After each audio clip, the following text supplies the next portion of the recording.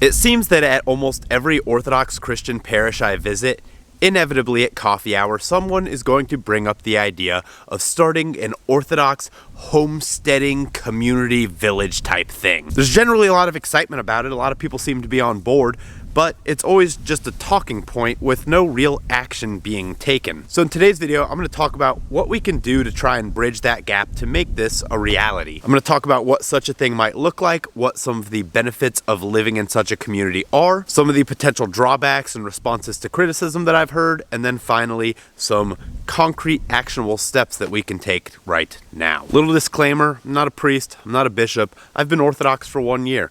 I may say something wrong or bad. Please correct me in the comments. Okay, so what would an Orthodox village look like? What would it be? What would it not be? I've looked into a wide array of other intentional communities and, Anabaptist groups like Amish and Mennonites, how they do things. And I think the best method would be for a group of Orthodox Christians to come together and form a legal entity that would function like an HOA. Individuals would own their own properties within the community, but the HOA would be responsible for shared assets like community centers or schools or public gardens, or maybe shared livestock.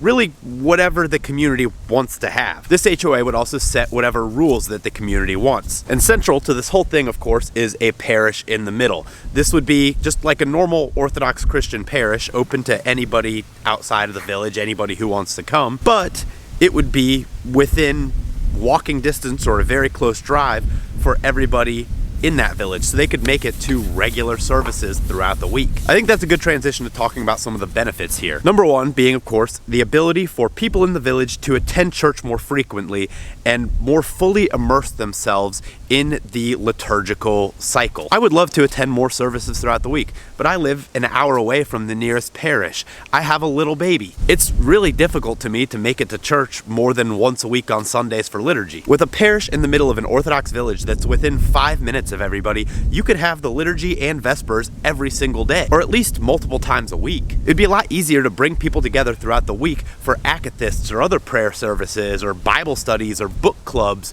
or even just sharing a meal. Which brings me into the next benefit, a sense of community. Christianity is not a single player game. Our salvation occurs in community. I love going to liturgy and going to coffee hour afterwards and the occasional other social events that we have, but it's not very frequent. People have work, they have other activities. It's difficult to schedule things when you live far apart. But when you all live a very short distance from each other, that's another barrier to fellowship that's knocked away. This would allow for things like homeschool groups, or if there's enough people, even a small schoolhouse. There are a ton of benefits to homeschooling, a ton of issues with public school system. I'm not going to get into that here, but I think a lot of Orthodox Christians can see that. There's also a physical health aspect to it. I mean, the community and the mental health and the spiritual health all do tie into the physical health. It's all one thing. But like the food, right? Our food system is so broken. Being able to produce our own food, we know what's going into our bodies. We know where this food came from. And by having a community of people that you can sort of trade with or barter with or have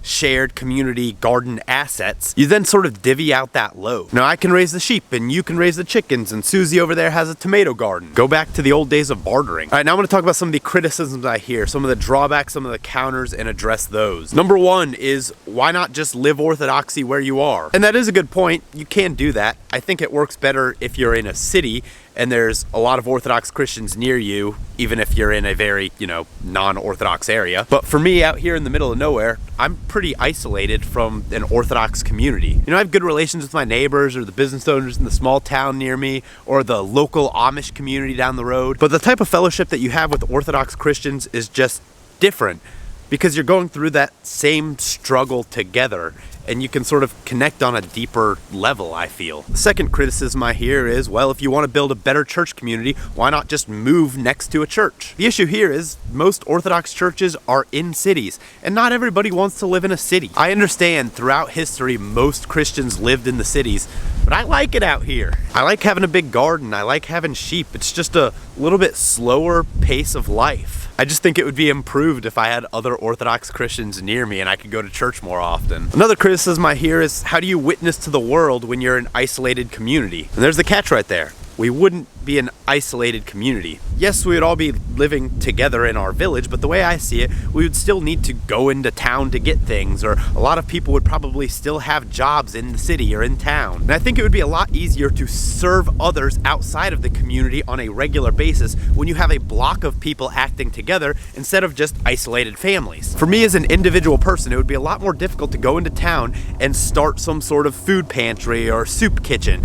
But with a whole community of people, it would be a lot easier to do that and man it and serve others on a more consistent and regular basis. I also think this would allow us to plant Orthodox churches in more rural areas that might not otherwise get a church. Most of my neighbors have never been exposed to Orthodox Christianity. They may have never even heard of it. With the closest Orthodox parish being over an hour away, they're probably never going to visit one unless they're super invested in it. The average rural person is probably just going to go to their local Baptist or Lutheran or Roman Catholic church because they just haven't been exposed to Orthodoxy. They don't really know what it is. Versus if we have an established parish in an Orthodox village with an active congregation that is going out into the local community and serving people, I think that's a much stronger witness. And I think that would expose a lot more people to Orthodoxy who otherwise just wouldn't know what it is. Another concern that I often hear, usually from outsiders, not actually Orthodox people, is how do you prevent this from becoming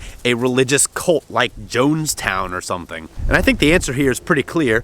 That is by having a parish and clergy that are under the authority of the bishop and maintaining that tie to global orthodoxy. Like I said earlier, the parish wouldn't be closed off to outsiders. It would be a normal parish that's open to anybody in the world who wants to come. Like I said, you'll still have people who are driving into work every day and, having that communication interfacing with the outside world. But I think it would also be great to have some people who work the land and produce things on the land and make their livelihood that way. And that would be a good avenue for bringing people onto the property. They can see what's going on, see that, these are just normal people who like living together. And a little side benefit of that is that if you're working for an Orthodox Christian business on the Orthodox Christian village, then you'll be able to adjust your work schedule to go to liturgy during weekdays or matins or whatever other weekday daytime services you want to have. Another concern that I hear is, what do you do when somebody leaves the community or when they die? What do you do with their property? And I think that's where the HOA comes in. You can write in bylaws that say, if you want to sell your property, you must either sell it to the HOA or sell it to an HOA approved buyer. Or if you die, your family has the option to sell it to the HOA or sell it to an HOA approved buyer, or move in themselves if they are approved by the HOA. And I know those types of rules and regulations might make some people squeamish, but you have to do something to maintain the integrity of the community. Otherwise, you can very quickly lose the community that you founded. And I think you could also, if the community wants it, do like rental properties or Airbnbs, either managed by the HOA itself or individuals within the village. There's a whole myriad of things you could do. All right, now let's talk game plan, action steps. What can we do right now? I think number one is you need people. You need people who are actually willing to do this. So I made a survey, if you're interested, that asks, what are you looking for in a community? Where are you willing to relocate to? Or where are you currently at if you don't want to relocate? Things like that. So that way we can get people connected and they can begin taking actions towards starting this. Once we have a group of people and a general area that we're looking for land, I think the next step would be to contact the bishop who oversees that area. Let him know what you're doing, ask for a blessing to start a parish, and request that a priest be sent. I think it's important to do this early because if it's not blessed by a bishop, is it really an Orthodox community? It's ultimately up to the bishop whether or not he wants to let you start a parish. But I think it's better to do this early too, because these things can take a lot of time, especially with the clergy shortage. I think this would also be a good time to start forming your HOA, drafting your bylaws, and really determining what you want your village governance to look like. It's definitely better to do this now rather than down the road once you're locked into a land contract, so that way you can hash things out and determine, do I really want to live with these people? I would suggest looking at how other intentional communities in the US structure their governance, but also look to more Orthodox sources. Scripture is a wealth of knowledge, and you could also look at how Orthodox villages functioned historically. Although that might be a little different because they were in Orthodox countries and we are not an Orthodox country yet. I also think it would be good to have a priest or several priests or even the bishop, if you're able to, look over the bylaws and give their feedback and input. From there, you can determine what your budget is and start actually shopping for land. It's about as far as I got. You know, you'll purchase your land, you'll build things, but that's where I'm at for now. But of course, all of these things take time. What can you do right now in this exact moment? One, you can pray about this. You can do this right now as you're watching this video, or any other time or any other place. Two, begin honing in your skills that would be beneficial for communal living. Start a garden, get into woodworking, get some chickens. Heck, even if you live in an apartment in the city, you can still start making sourdough or kefir or cheese. And three, start saving some money.